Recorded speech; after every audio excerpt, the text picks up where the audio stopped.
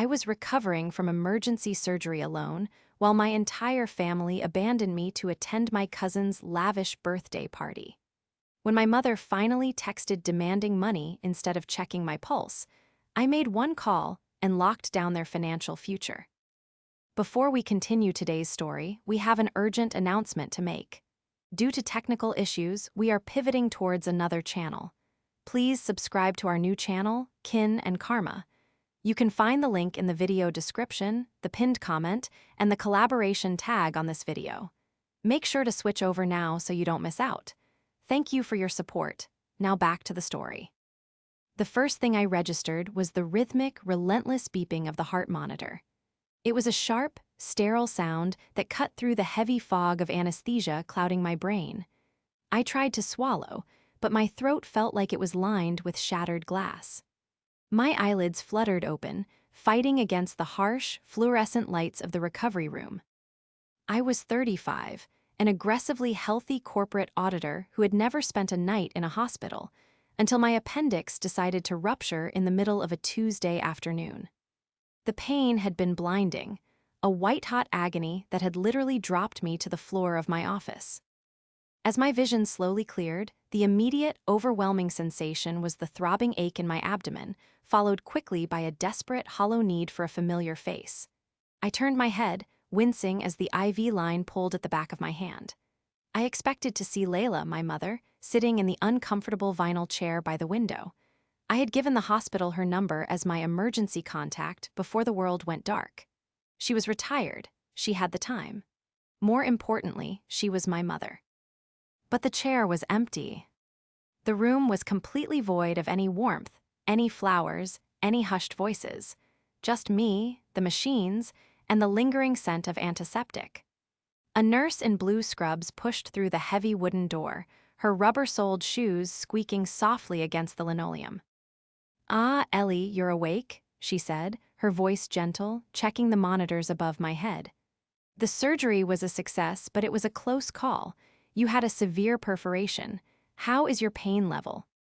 "Where is my family?" I croaked out, my voice barely above a raspy whisper. "Is my mother in the waiting room?" The nurse's smile faltered for a fraction of a second. She averted her eyes, suddenly very interested in adjusting my IV drip. "I'm sorry, honey. The waiting room is empty. The receptionist tried calling the emergency contact number you provided several times while you were in surgery, but it went straight to voicemail." A cold, heavy stone dropped in my stomach, far deeper than the surgical incisions. I fumbled for my personal belongings bag, which had been placed on the bedside table. My fingers were clumsy, numb, but I managed to pull out my phone. The screen lit up, illuminating my pale, exhausted face in the reflection. There were no frantic texts asking if I was alive, no voicemails filled with worried tears. Instead, the top notification was an Instagram alert from my cousin, Madeline. I tapped it, my thumbs shaking. The screen filled with a video of a massive, opulent ballroom. Crystal chandeliers glittered above a crowd of people dressed in cocktail attire. There was a massive ice sculpture, a towering 5-tier cake, and in the center of it all was Madeline, wearing a sequined designer gown, throwing her head back in a practiced, picture-perfect laugh. The caption read, "Ringing in 30 with the people who matter most. Best birthday ever." I scrolled down.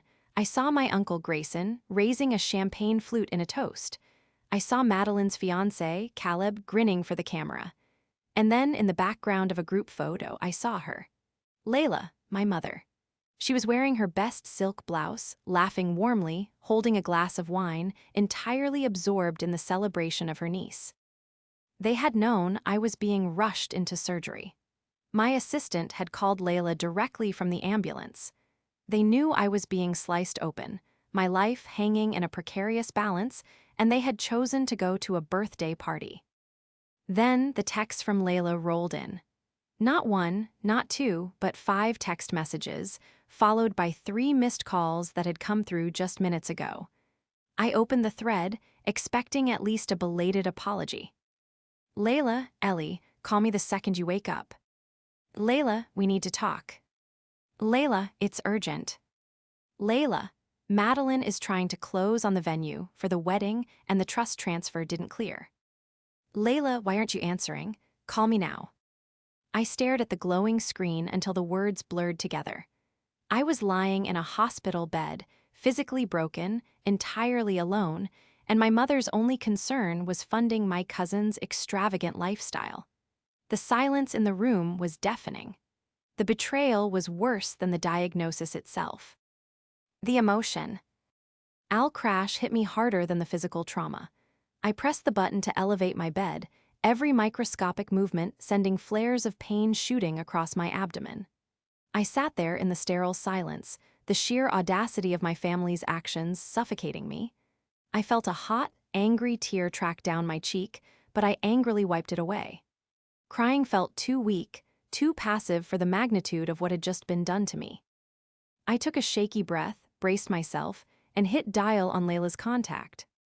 She answered on the first ring, the loud, thumping bass of party music echoing through the speaker. "Ellie, finally," Layla's voice boomed, completely devoid of the hushed, anxious tone one might expect when speaking to a child who had just been under the knife. "I was starting to think you were ignoring me." "I was unconscious, Mom," I said, my voice eerily calm, though my knuckles were white as I gripped the phone. "I was literally having my abdomen cut open to remove a ruptured organ." "Oh, right, the appendix thing," she said dismissively.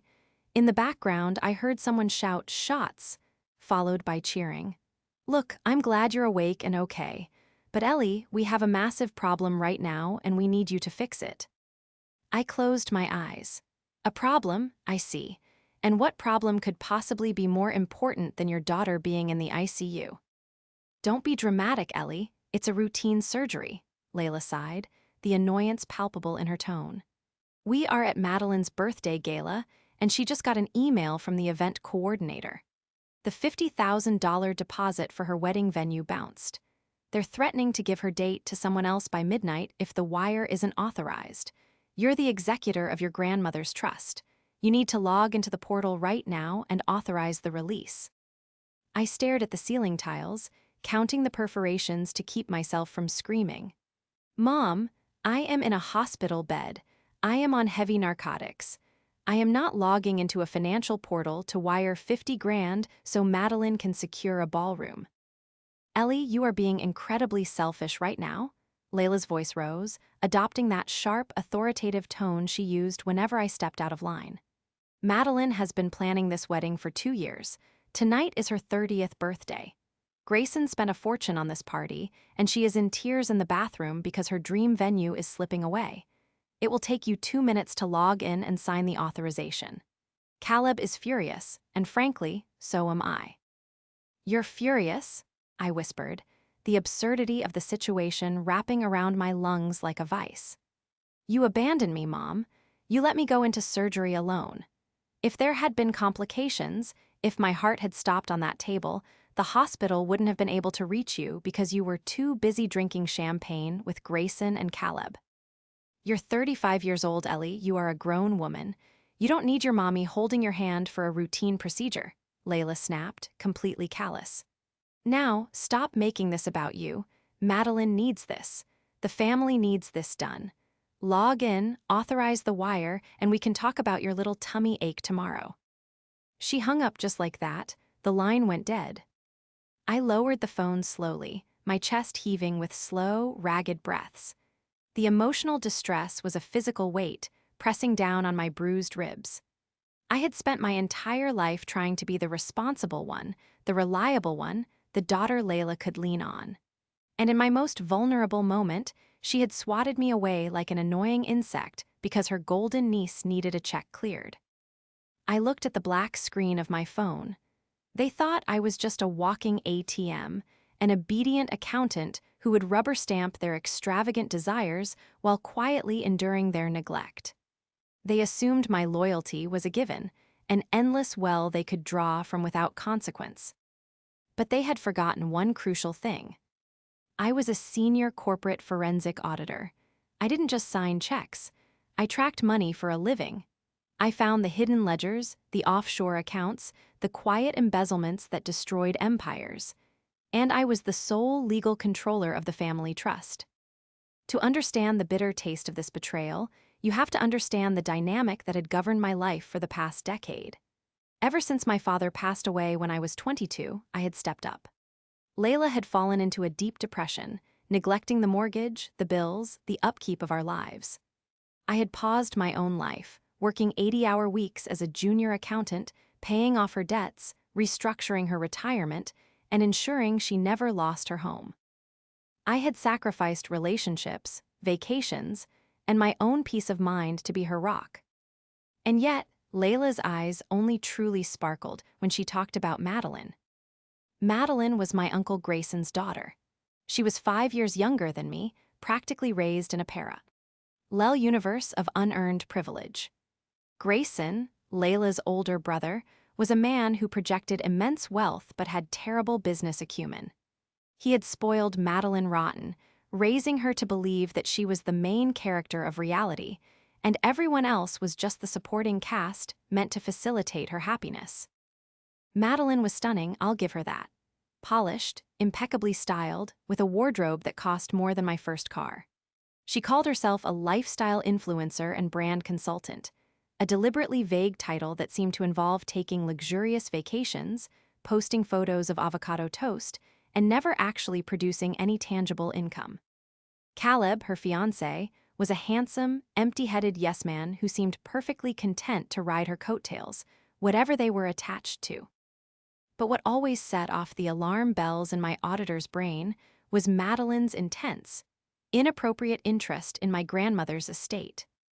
When my grandmother passed away 3 years ago, she shocked the family by bypassing her own children, Layla and Grayson, and leaving the bulk of her liquid assets in a trust, naming me as the sole executor. My grandmother was sharp. She knew Grayson would blow it on failed ventures, and Layla would just hand it over to Grayson. The mandate was clear. The money was to be preserved, with only modest, justified disbursements allowed for family emergencies. Madeline had been furious. She had spent the last 3 years launching a subtle, relentless campaign to access that money. I remembered a family dinner just 6 months ago. Madeline had cornered me in the kitchen, her perfectly manicured nails tapping against her wine glass. "You know, Ellie," she had said, her voice dripping with faux concern. "You work so much. You look exhausted. Honestly, those bags under your eyes are getting permanent. You should really release some of Nana's funds so I can invest in my new lifestyle app. Grayson says the returns will be massive. We could all be rich, and you could finally quit that boring number-crunching job and get a facial." "The trust is for emergencies, Madeline," I had replied stiffly, "not app startups." She had rolled her eyes, her sweet facade dropping instantly. "God, you are so rigid. It's family money, Ellie, not yours. Stop hoarding it like a jealous spinster." Grayson had always backed her up, offering loud, boisterous arguments about how I was stifling the family's potential. Caleb would just nod, a silent enforcer to Madeline's demands. And Layla would always take Madeline's side. "Just give her a little, Ellie," she would plead. "She has such vision. Why must you be so difficult?" Lying in the hospital bed, the pieces of the puzzle began to snap together with horrifying clarity. Madeline's lavish 30th birthday, the extravagant venue deposit, the sudden, desperate demand for $50,000 at midnight. Madeline wasn't just spoiled, she was desperate. And Layla, my own mother, was willing to throw me to the wolves, ignoring my medical emergency to cover Madeline's tracks. They thought they had backed me into a corner. They thought I was too weak, too conditioned to say no. I reached for my laptop bag, ignoring the screaming pain in my abdomen. I pulled out my secure work laptop, flipped it open, and logged into the banking portal, my eyes narrowing as the blue light illuminated the dark hospital room. It was time to stop being the dutiful daughter and start being the auditor. The glowing screen of my secure work laptop was the only light in the dim, quiet hospital room. My fingers hovered over the keyboard, trembling not just from the lingering chill of the anesthesia, but from a profound, simmering rage that was beginning to burn away the physical pain in my abdomen. Every breath I took pulled at my fresh stitches, a sharp, constant reminder of my physical vulnerability. But my mind, the analytical, razor-sharp engine that had built my career, was completely numb to the pain. It was locked onto a target.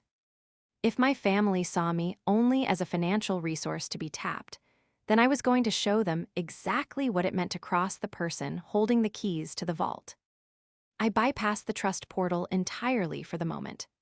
I knew the $50,000 for Madeline's wedding venue was sitting safely in the escrow account my grandmother had established. Instead, I navigated to the portal for Layla's personal finances. Years ago, when my father passed and Layla was drowning in overdue bills and final notices, I had taken over her financial management. I had consolidated her debts, set up a strict budget, and carefully restructured her retirement portfolio. I had legally established myself as her financial proxy to ensure she would never lose her house or go hungry. I had read-only access to monitor her accounts, a safety net I checked quarterly. I hadn't checked it in 4 months. I typed in the credentials, the heavy silence of the room pressing against my ears. The dashboard loaded. I stared at the screen, my vision blurring for a moment. I blinked hard, willing the numbers to change, hoping it was a glitch in the hospital's Wi-Fi. It wasn't. The balance in Layla's primary retirement investment account, a fund that should have held a secure, comfortable $450,000, was sitting at a staggering $412. No, I whispered to the empty room, the sound barely escaping my lips. Mom, what did you do? My hands flew across the trackpad, pulling up the transaction history for the last 120 days. The spreadsheet populated, a cascading waterfall of financial ruin. There were no gradual market losses. There were massive, unauthorized wire transfers, 50,000 here, 75,000 there.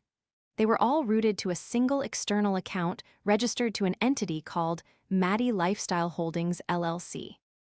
But the nightmare didn't stop there. I cross-referenced her credit report, pulling a soft inquiry using my firm's investigative software. 3 new credit cards had been opened in Layla's name in the last 6 months. All of them were maxed out. The purchases were grotesque: first-class flights to Dubai, luxury designer boutiques in Paris, 5-star resort stays in Aspen. My mother, a woman who clipped coupons for laundry detergent and complained about the price of eggs, was supposedly buying $20,000 handbags. The realization hit me with the force of a physical blow, stealing the breath from my lungs. Layla hadn't just given Madeline a little help. Madeline had systematically, ruthlessly drained my mother's entire life savings, leaving her completely destitute, and Layla was either entirely complicit or entirely brainwashed. And now, having exhausted Layla's funds, Madeline was coming for the ironclad trust my grandmother had left in my care. I was no longer a passive victim recovering in a hospital bed. I was a strategist, and I held the ultimate leverage. The trust was legally impenetrable without my direct, authorized consent. Madeline could scream, Layla could beg, and Grayson could throw tantrums, but they couldn't touch a single dime of it. I picked up my phone and opened a secure messaging app, navigating to my contact for David, a former colleague who now ran a private corporate intelligence and forensics firm. Ellie, I need a massive favor. I need a full, deep-dive background check and asset trace on an entity called Maddie Lifestyle Holdings, LLC. I also need the personal financial histories for Madeline last name and Caleb last name. I need to know every debt, every lien, every eviction. David, it's 2 a.m. You're supposed to be in recovery from surgery. What is going on? Ellie, just pull the files, David. Bill my personal account. I need everything you can find by tomorrow morning. David, consider it done. Rest. I set the phone down. I logged back into the banking portal and initiated a complete, hard freeze on the trust, moving the liquid assets into a secondary holding account that required my physical, notarized signature in person at a bank branch to release. I then placed fraud alerts on Layla's remaining active accounts. I leaned back against the stiff hospital pillows, the rhythmic beeping of the heart monitor the only sound keeping me company. Let them celebrate tonight. Let them drink their expensive champagne and toast to their imaginary wealth. The trap was set, the vault was sealed, and the auditor was wide awake. The morning sun was just beginning to cast long, sterile shadows across the linoleum floor of my hospital room when the heavy wooden door slammed open. I didn't flinch. I had been awake for hours, my laptop safely stowed away, my expression carefully composed into a mask of polite indifference. Layla marched into the room, her face flushed, her designer handbag clutched tightly in her fists. Behind her trailed Madeline, looking disheveled but furious. She was still wearing the sequined designer gown from the night before, though the hem was stained and her elaborate updo was falling apart. Caleb lingered in the doorway, his arms crossed over his chest, trying to project an air of intimidation that completely failed to land. There were no flowers, there were no balloons, there was no gentle inquiry about my pain levels or my surgical wounds. "What did you do?" Layla demanded, her voice shrill, echoing off the bare walls. She marched right up to the edge of my bed, her eyes wide with panic and anger.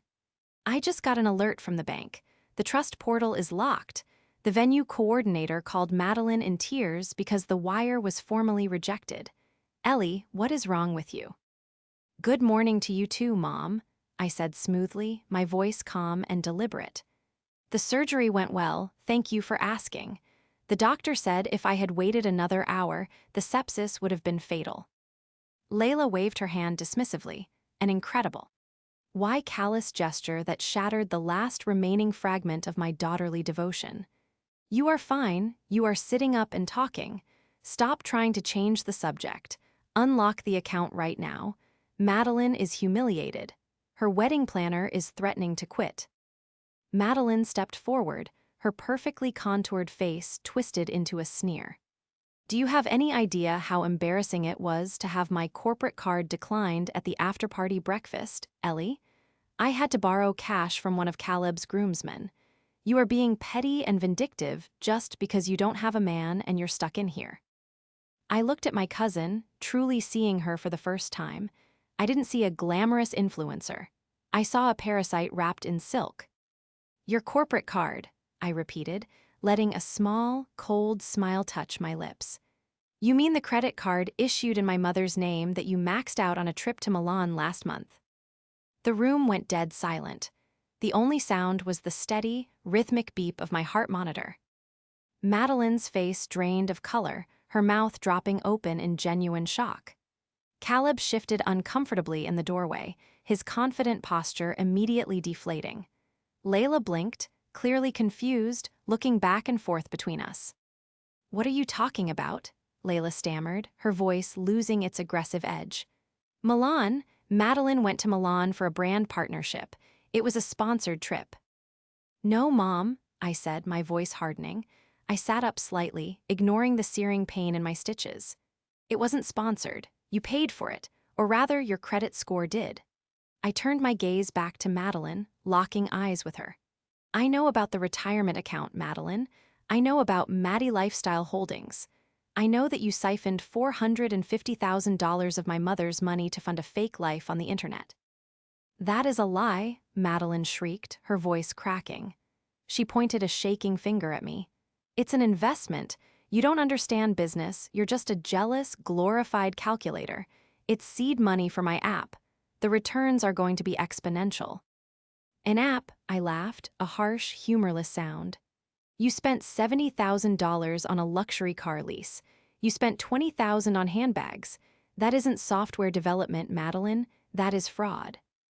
Layla rushed to Madeline's defense, though her voice trembled. "Ellie, stop it. Grayson explained it all to me. It's a temporary loan. She's going to pay me back double before the end of the year. You just need to release the trust funds so she can secure the venue and keep the momentum going." "The trust is frozen, Mom," I stated with absolute finality. "Permanently, until I say otherwise, and no one in this room is getting a single cent of my grandmother's money." Madeline's eyes narrowed, a vicious, desperate light igniting in them. "You can't do that," she hissed, stepping closer to the bed. "I will have my father's lawyers drag you into court. We will sue you for breach of fiduciary duty. We will destroy your career, Ellie. I will ruin you." "Your father," I said softly, leaning back against the pillows, "doesn't even have a lawyer on retainer anymore, Madeline. But we can talk about Grayson's finances later. Get out of my room, all of you. I need to rest." "You haven't heard the last of this," Madeline screamed, turning on her heel and storming out of the room, shoving past Caleb. Caleb shot me a nervous, panicked look before scurrying after her. Layla lingered for a moment, her hands wringing the strap of her purse. She looked lost, caught between the daughter telling her the brutal truth and the niece promising her a golden fantasy. "Ellie," she started, her voice breaking. "Leave, Mom," I said, closing my eyes, exhausted to my very core. "Just leave." By noon, the hospital room felt suffocating. The confrontation had drained my limited physical reserves, leaving me trembling and nauseous, but I couldn't afford to rest. My phone buzzed constantly on the bedside table.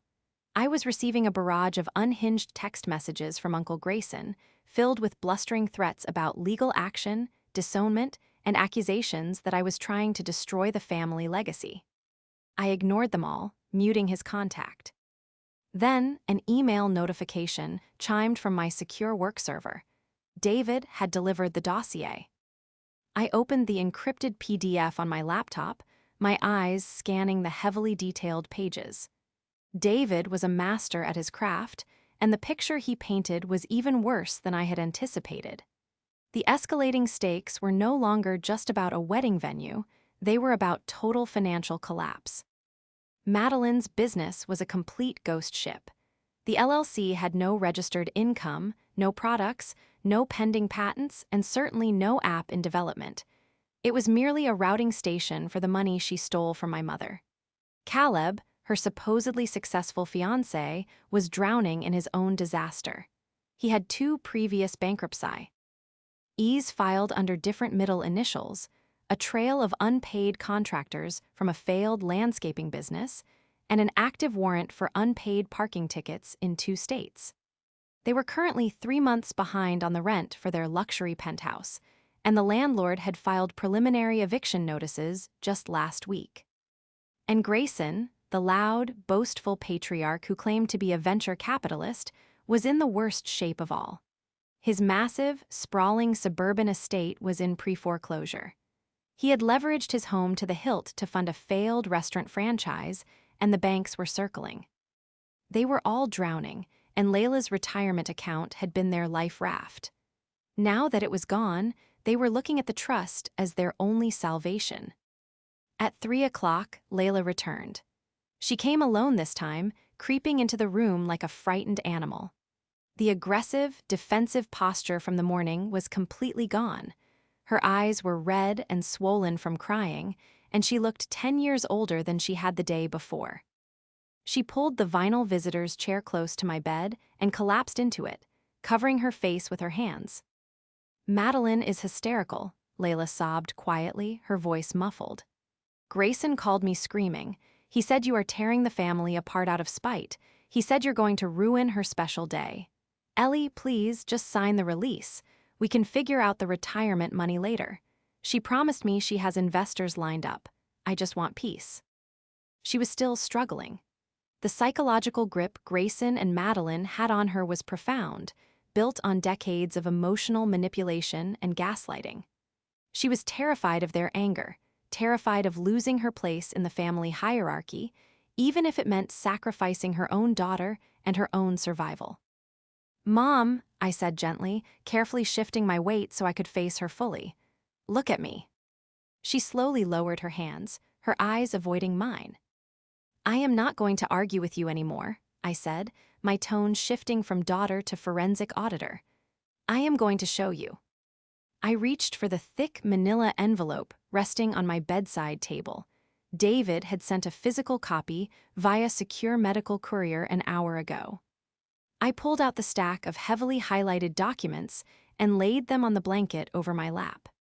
"This is not a misunderstanding, Mom. This is a crime," I said firmly, handing her the first document. This is the deed to Grayson's house. Read the notice at the top." Layla took the paper with trembling fingers. She adjusted her reading glasses, her eyes scanning the bold, black text. "Notice of default and intent to foreclose," she read aloud, her voice barely a whisper. She looked up at me, bewildered. "But Grayson said his portfolio was returning 20% this quarter," he said. "He lied," I interrupted, handing her the next document. "This is a background check on Caleb, 2 bankruptcies. He doesn't work in private equity, Mom. He has no income. And this—" I handed her the final, most devastating piece of evidence. "These are the credit card statements opened in your name. Look at the signatures." Layla stared at the brightly colored logos of high-end boutiques and luxury airlines. She stared at the forged signatures at the bottom of the credit agreements, signatures that faintly resembled her own but were clearly practiced and executed by someone else. Madeline.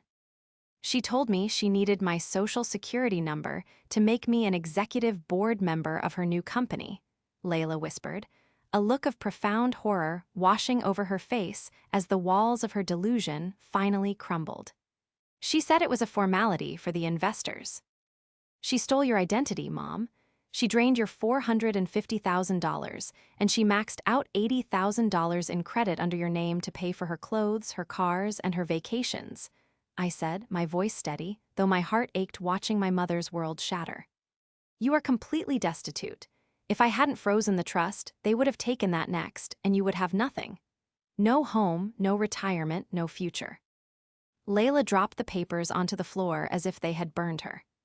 She buried her face in my hospital blankets and began to weep, a deep, agonizing wail of a woman who finally realized she had traded the daughter who saved her for the family who ruined her.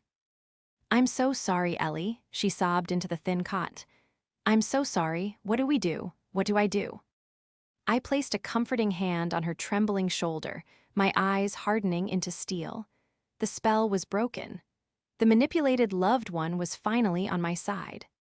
"We stop crying," I said softly, looking toward the window, "and we let them dig their own graves in front of everyone."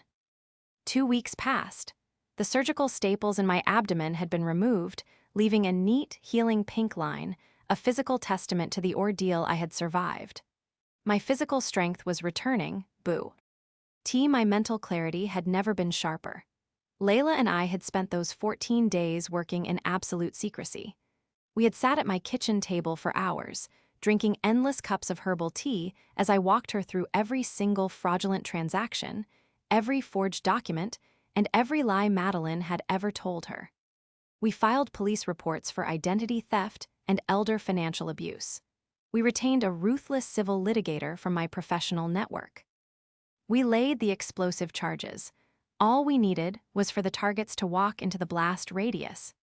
Grayson, completely oblivious to our preparations and growing increasingly desperate as his creditors circled, demanded a family intervention. He assumed Layla was still under his control and that my hospital isolation had weakened my resolve. He orchestrated a gathering at his sprawling, soon-to-be-foreclosed suburban estate, inviting several of our prominent aunts and uncles to serve as his audience and my judges. I arrived with Layla. The moment we stepped into Grayson's opulent, echoing foyer, the tension was thick enough to choke on. Madeline was holding court in the formal living room, weeping delicately into a tissue while Caleb rubbed her shoulders with exaggerated concern. Our aunts and uncles looked at me with varying degrees of disappointment and judgment. They had been fed the narrative. I was the bitter, wealthy spinster who was single-handedly ruining a beautiful young woman's dream wedding out of pure, unadulterated jealousy. "Ellie, Layla, sit down," Grayson commanded from the head of the massive mahogany coffee table, gesturing to a stiff leather sofa. He was using his booming, authoritative voice, the one that usually cowed his sister into submission. "This family is in crisis, and it ends today." I didn't sit. I remained standing, leaning slightly on my cane for support, though my posture was entirely unyielding. Layla stood right beside me, her chin raised, her hands remarkably steady. "You're right, Uncle Grayson," I said. my voice cutting through the heavy, manufactured sorrow in the room with absolute, icy calm. This family is in crisis, but it has absolutely nothing to do with a wedding venue. Madeline sniffled, looking up with perfectly widened, innocent eyes. Ellie, please, I forgive you for locking the trust. I really do. If we just transfer the funds today, the coordinator said she could. I brought some reading material for everyone, I interrupted smoothly, ignoring her entirely. I unzipped my leather briefcase and pulled out 5 thick, securely bound manila folders. I walked around the room, methodically handing one to Aunt Sarah, one to Uncle David, and one directly to a sputtering Grayson. "What is the meaning of this?" Grayson demanded, his face flushing a deep, angry crimson as he looked at the label on the folder. "That is a comprehensive forensic financial audit," I stated clearly, projecting my voice so every person in the room could hear every single syllable. "You all believe I am hoarding family wealth to spite Madeline. The truth is, there is no family wealth left to hoard, except for the grandmother's trust, which I have permanently secured against fraud." "Fraud?" Aunt Sarah gasped, her hands fluttering to her pearl necklace. "Open the folders," I commanded. I watched the exact moment the collective illusion shattered. I watched their eyes scan the first page, the summary of findings prepared by my private intelligence contact. "Page 2, I narrated, pacing slowly behind the sofa.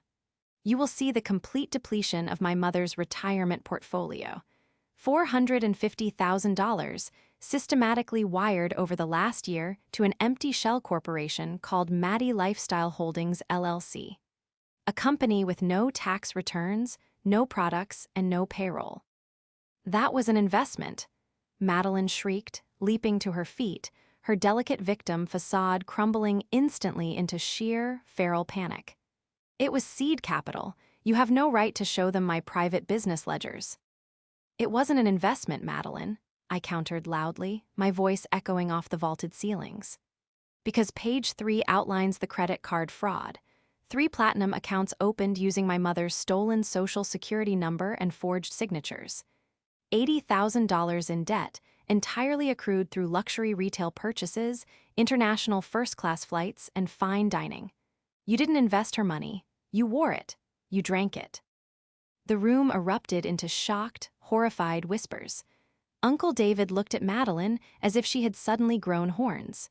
Caleb backed away from her, his eyes darting toward the front door like a trapped rat looking for an escape route.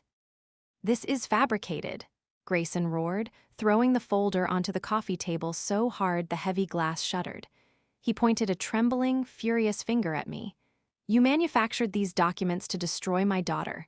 Layla, tell them this is a lie." "Gra." Usson turned his imposing, bullying gaze entirely onto my mother, expecting her to fold, expecting her to cower and protect the golden child just as she had done for the last 30 years. Layla did not cower. She took a slow, deliberate step forward, separating herself from me and standing squarely in the center of the room. She reached into her handbag and pulled out a single, heavily stamped legal document. "It is not a lie, Grayson," Layla said. Her voice was quiet, but it possessed a newfound core of absolute iron. "You raised a parasite. She stole my future so she could pretend to be important on the internet." Madeline's mouth dropped open, her face draining of all color. "Aunt Layla, please." Layla didn't even look at her niece. She kept her eyes locked on her brother. "This," Layla said, holding up the document, "is a copy of the formal police report I filed yesterday morning for felony identity theft and elder financial exploitation.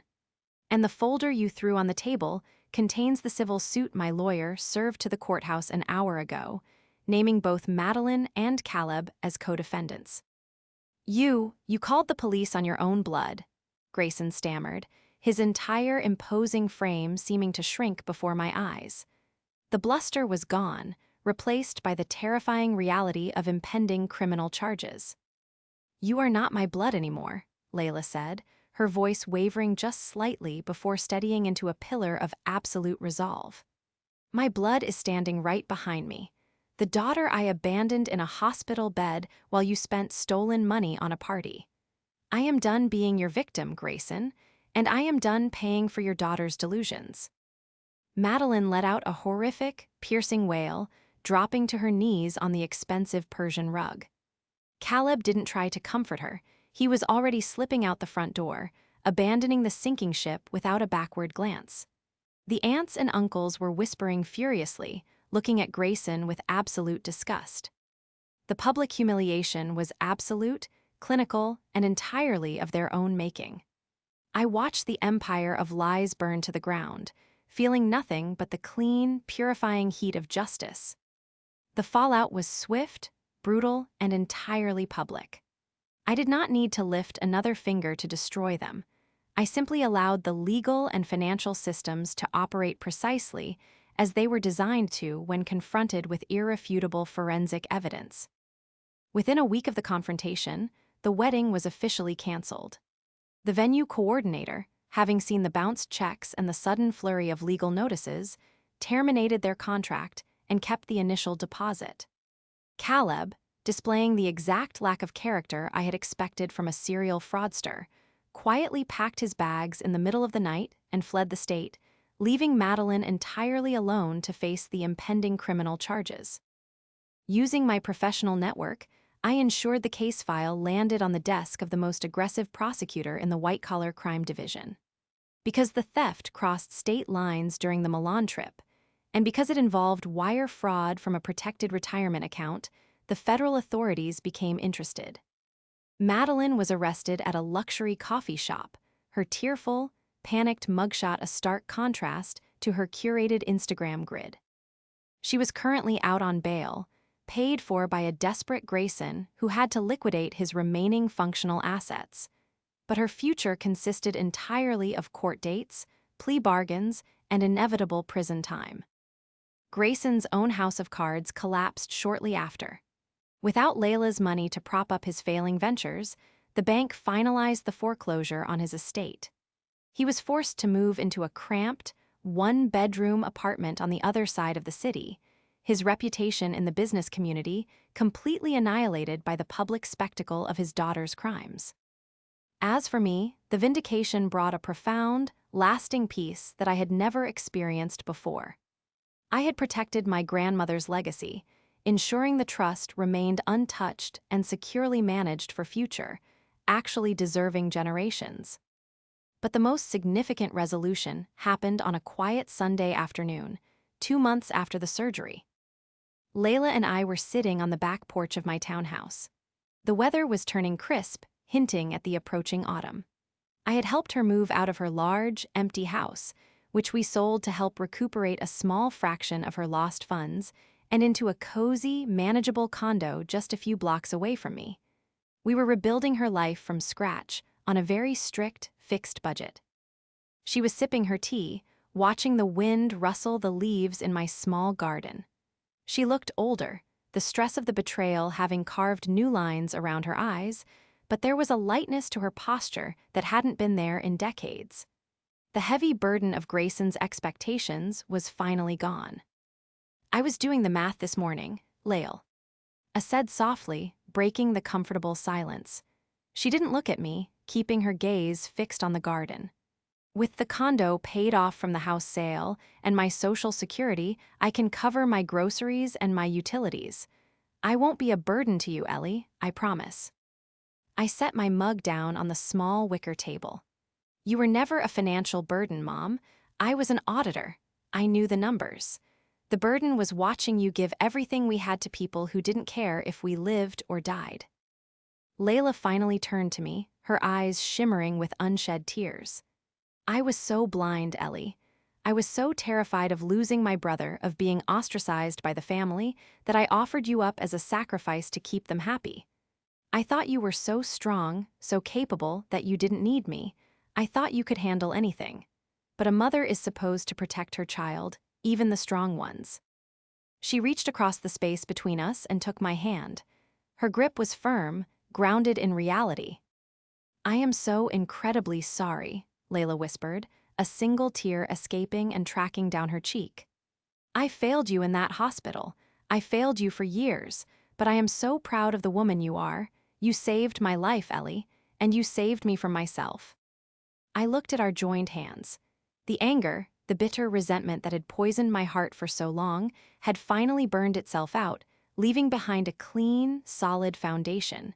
It would take time to fully rebuild the trust between us. The scars of her abandonment would always be there, just like the surgical scar on my abdomen. But the infection was gone. The toxic elements had been excised from our lives permanently. "I know, Mom," I said gently, giving her hand a reassuring squeeze.